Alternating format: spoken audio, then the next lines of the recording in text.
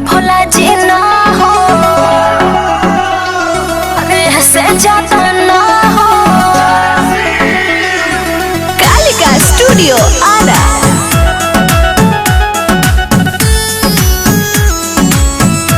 Music by Abhay बाबा।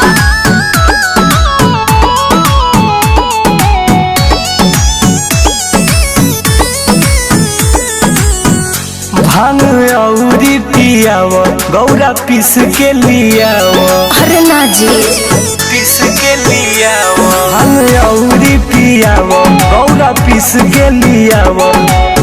हतहरा भोला के गोला अब मिली की ना हो। सुने नाय भोला जी ना हो,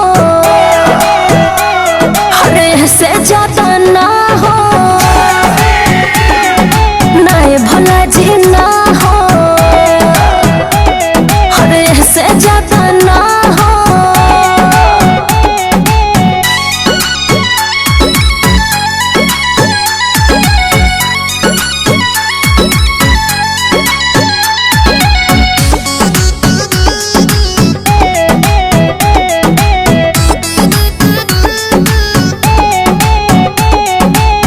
गाजाया भंगिया ए हमर धनिया भोरावा के हटे हमर नसता हो।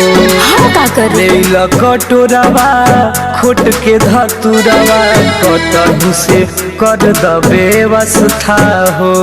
देखी तंग मत करे, व्यवस्था हो। कैसे समझाई तोहके नइखे बुझात राजा जी।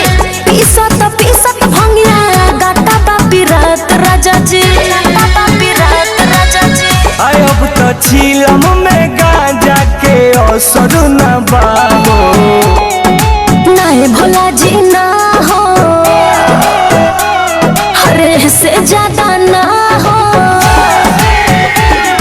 नाय भोला जी ना हो, अरे से ज्यादा ना हो। नाय भोला जी ना हो, अरे से ज्यादा ना हो।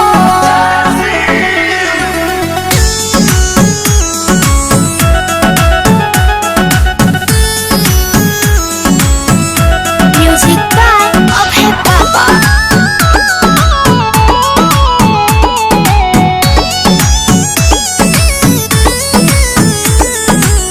ना चाही फलवा ना चाही जलवा ना चाही मिठैया मेवा हो। ऐसे मत कही, बुझ हमर बतिया लागल बा दतिया मन जोग कर गौरा सेवा हो। चुप रही। कर गौरा सेवा हो। मन खिसियाता सैया बात तोहर सुन के। भेज के मंगाई सुनील बिना टुन टुन के। बिना टुन टुन के हमरा इच्छा के मनवे में मार देबू का हो। अब नाय भोला